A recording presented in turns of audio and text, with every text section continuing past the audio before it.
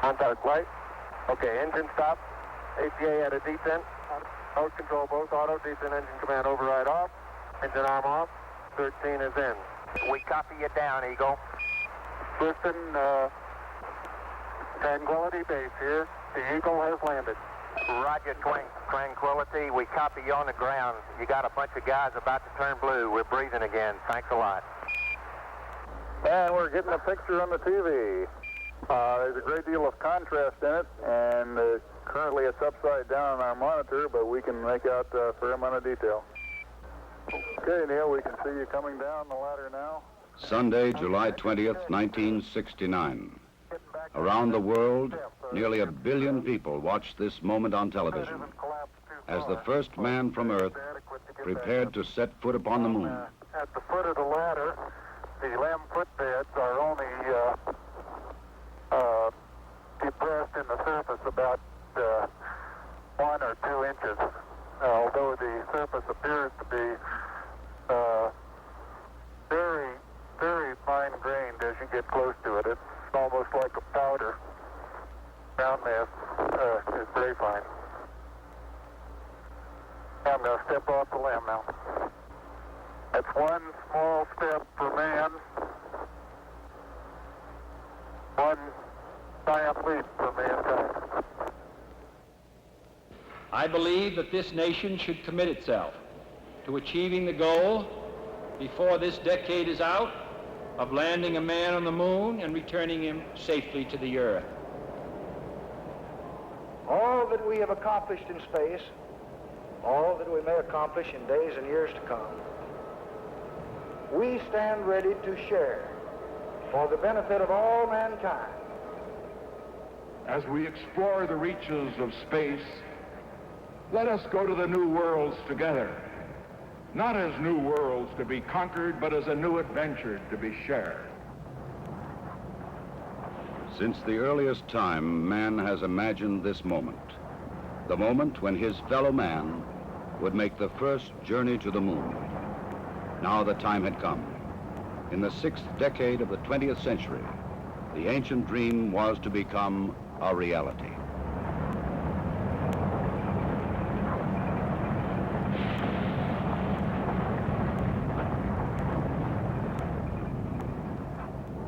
The flight of Apollo 11 was the culmination of many years of planning, working, building, and testing.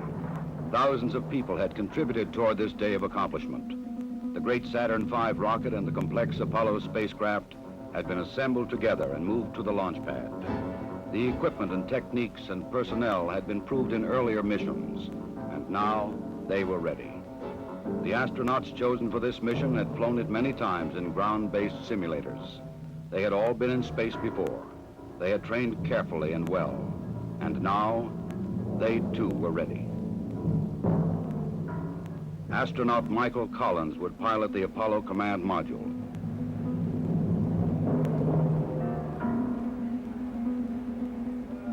Astronaut Edwin Aldrin, Jr. would pilot the lunar module.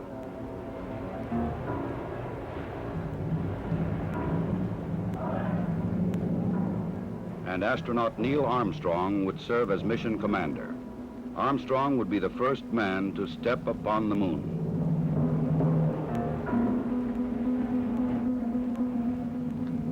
July 16th, the day had come. The moon awaited.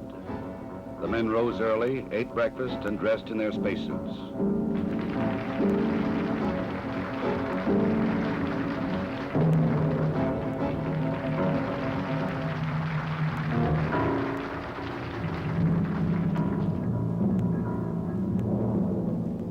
Other astronauts had made this journey to the launch pad, but never with such anticipation. 9:32 a.m., July 16th.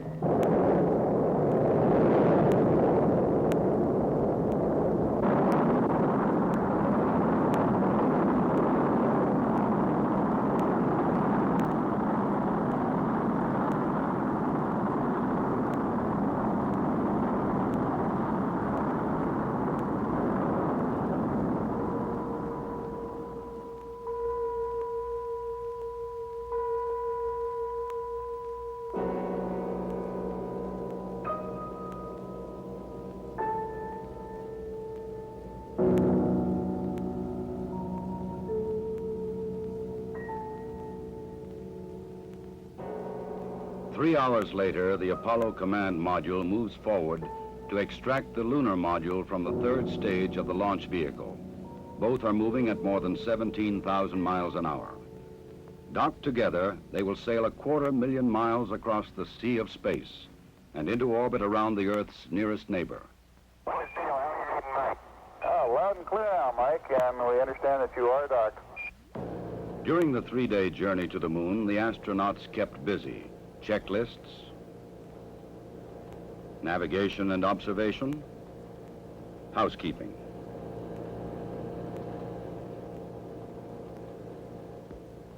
They must work in a weightless environment, keeping their spacecraft and themselves in good condition. Data must be collected and reported. Experiments must be performed, including photography both inside and outside the spacecraft. Because of the film speed, these actions appear faster than they actually were.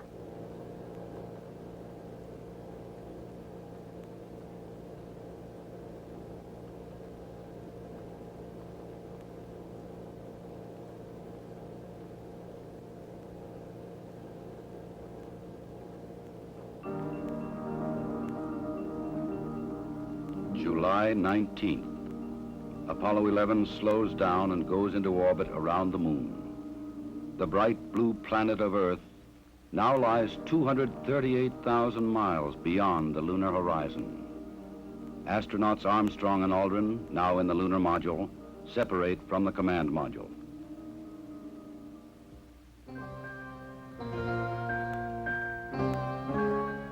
Astronaut Collins remains behind. Preparation for the lunar module descent to the moon now begins.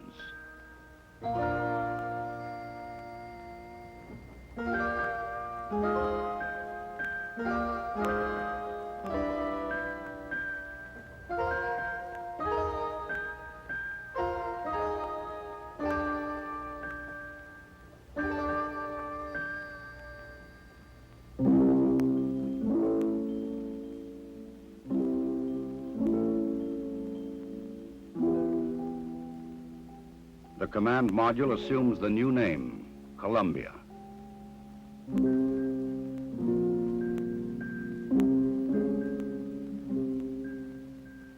The lunar module will be called the Eagle.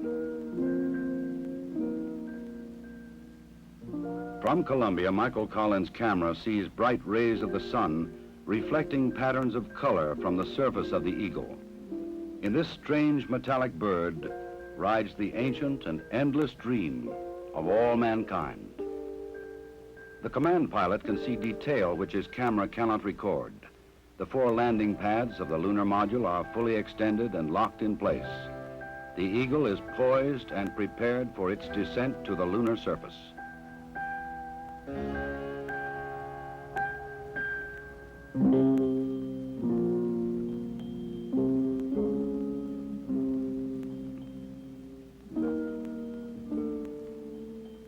The moon landing craft rocket engine fires to slow it down and to place it on the pathway to the landing site in the Sea of Tranquility.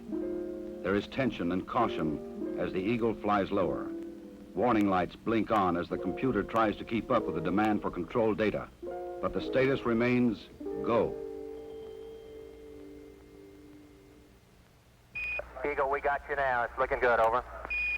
Roger, copy. Eagle Houston, after yaw around, angled S-band pitch, -9er, yaw, +18. Roger, you're a go to continue power descent. You're a go to continue power descent. Altitude now 21,000 feet, still looking very good. Velocity down now to 1,200 feet per second. You're looking great to us, Eagle. Give us a reading on the 1202 program alarm. Roger, we got you. We're going at alarm. Good radar data. We're now in the approach phase, everything looking good. Altitude 4,200. Houston, you're a go for landing, over. Roger, understand. Go for landing. 3,000 feet. Copy. Alarm. Altitude 1,600.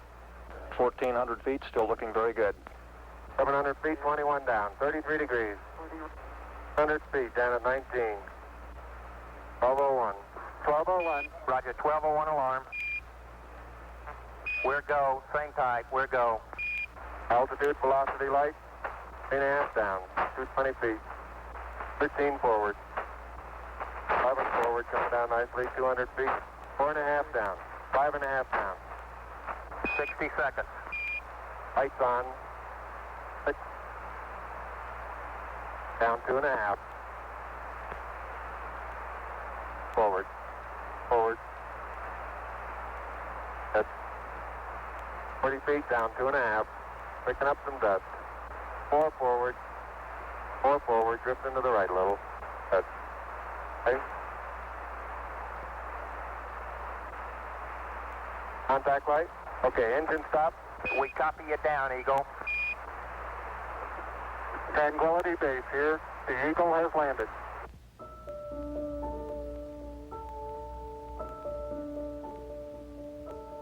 Through the window of the Eagle, Armstrong and Aldrin see what no human eyes have ever seen before.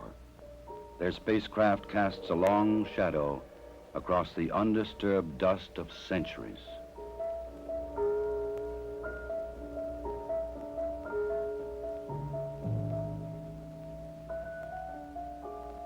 Seven hours after landing, after careful preparations for later ascent were completed, Armstrong opens the Eagle hatch and begins his climb down to the surface.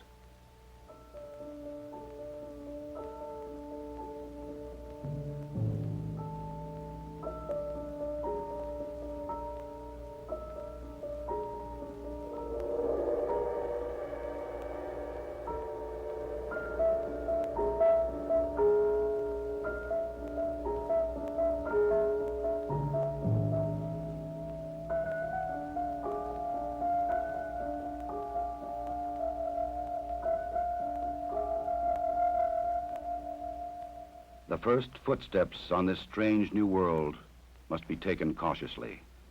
The moon has only 1/6 the gravity of Earth. The nature of its surface was still unknown. I'm going to step off the limb now. That's one small step for man, one giant leap for mankind.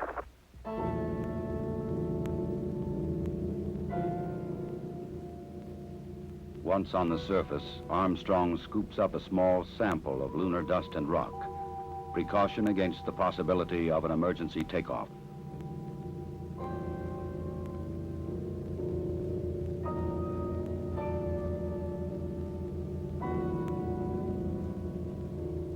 According to plan, astronaut Aldrin now descends from the Eagle. He and his equipment would weigh 383 pounds on Earth.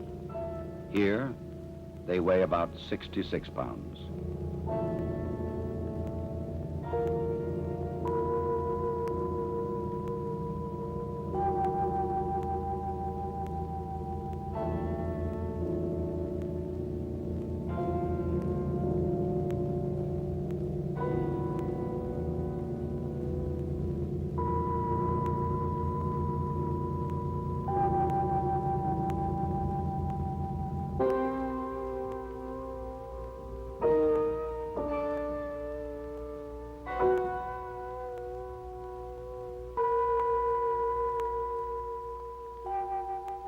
For a brief moment, the first men on the moon stand and look at the stark, lonely landscape around them, an experience which no one before them can share. But there is much to be done in the limited time which they can stay on this airless, cloudless satellite of Earth. This sheet of metal foil traps and holds particles from the sun, the so-called solar wind, or barrage of solar energy, which constantly strikes the moon's surface. Results of this experiment will be taken back to Earth to reveal new secrets to anxious scientists.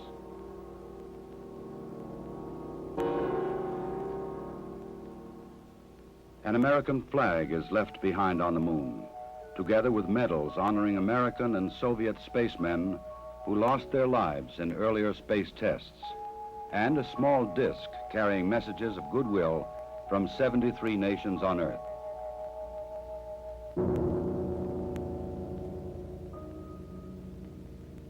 A plaque on the lunar module reads, "Here, men from the planet Earth first set foot upon the moon, July 1969 AD.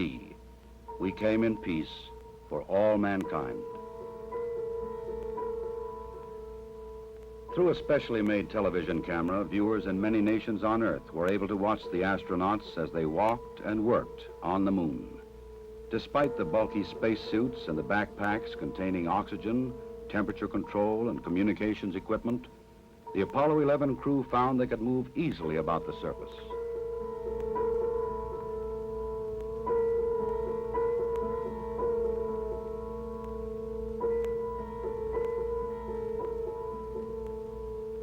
Because there is no wind or rain on the moon, these footprints will remain for centuries.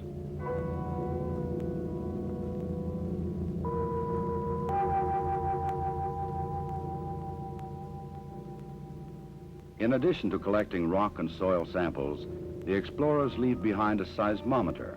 This highly sensitive device would send back valuable information on external meteoroid impacts, as well as internal lunar movements.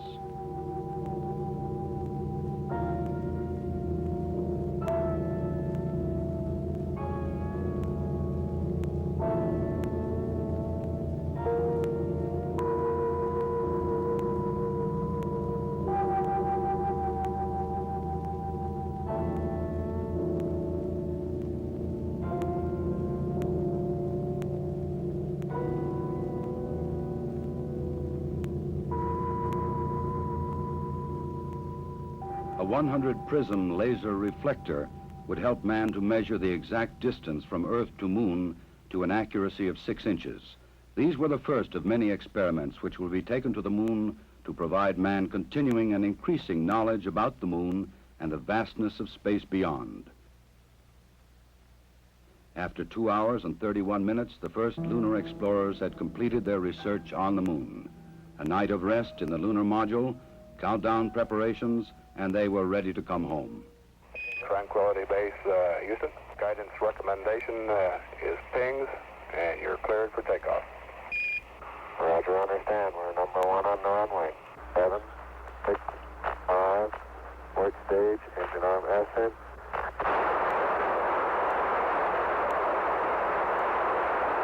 Shadow, beautiful. Very smooth. Very quiet ride. There's that one crater on there.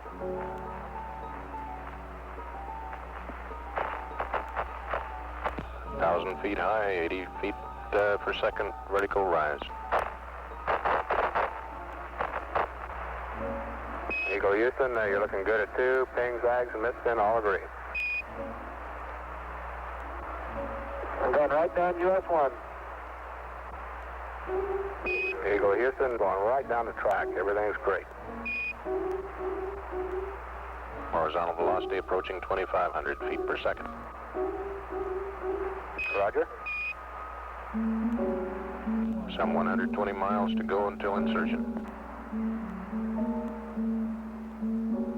July 21st. The Eagle and its 2-man crew lifted off the Moon perfectly and climbed slowly to rendezvous and dock with the mothership, Columbia.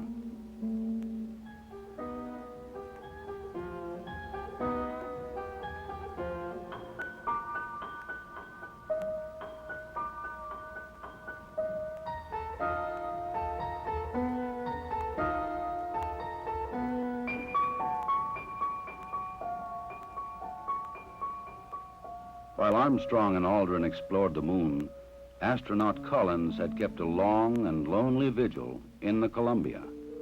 The approaching Eagle was a welcome sight.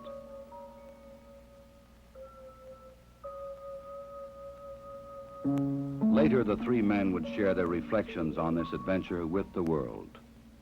I believe that from the early space flights, we demonstrated a potential to carry out this type of a mission. And again, it was a question of time until this would be accomplished. I think it's a technical triumph for this country to have said what it was going to do a number of years ago, and then, by golly, do it. The relative ease with which we were able to carry out our mission, which, of course, came after a very efficient and a logical sequence of flights, I think that this demonstrated that we were certainly on the right track when we took this commitment to go to the moon. I just see it as a beginning of a new age.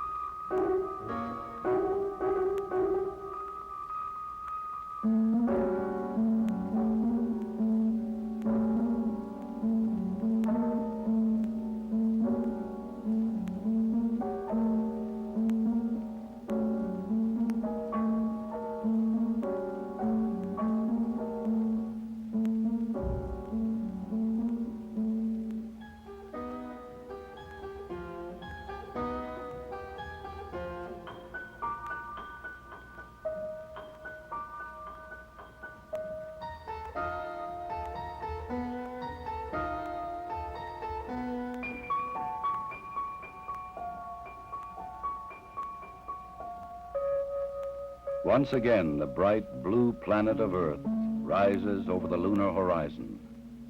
For those who had witnessed man's landing in the Sea of Tranquility, the moon would never again appear quite the same.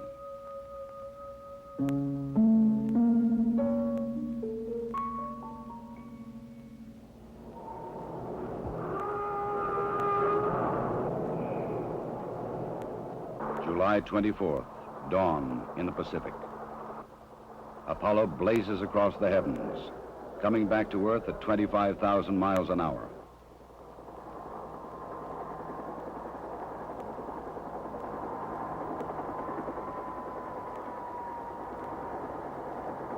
President Richard Nixon, who had talked with the astronauts by telephone while they were on the moon, was waiting aboard the recovery carrier to welcome the returning voyagers.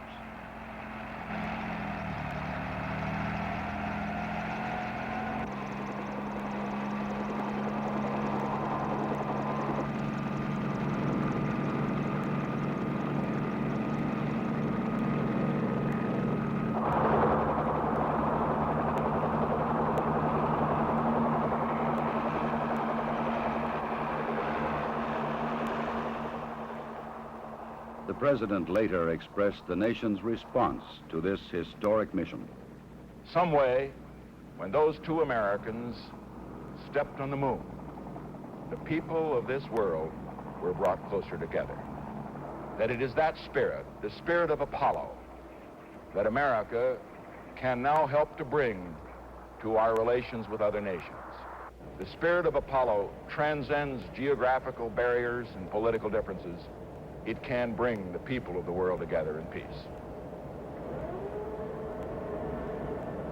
To protect against any possible lunar contamination, the astronauts put on airtight special garments before coming aboard the rescue ship.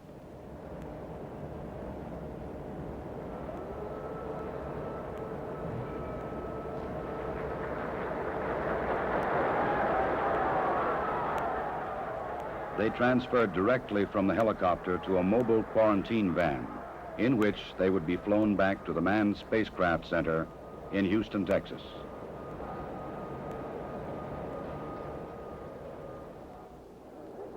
July 27th. The journey was ended. They were home again.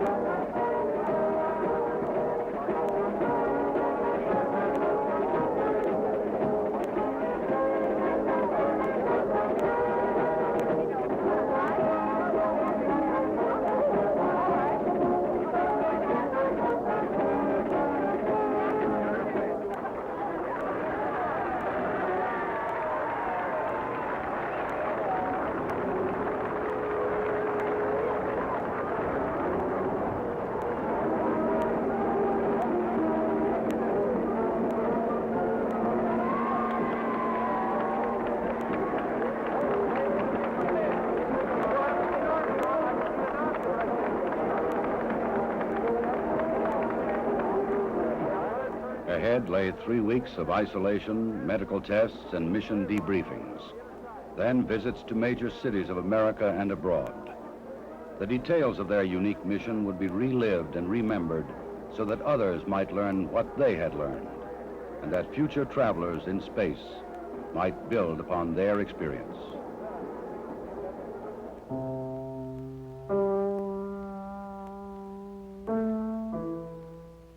The rock and soil samples brought back would be examined and analyzed by scientists in many lands.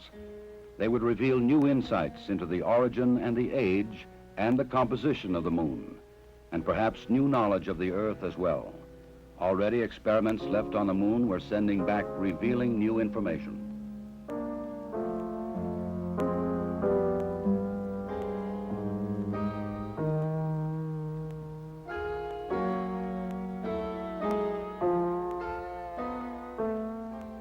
The mission was successfully completed. The Eagle had landed the first men on the moon, and Columbia had returned them safely to Earth. Wherever man journeys tomorrow across the ocean of our universe, history will remind him that Apollo 11 was mankind's first encounter with a new world.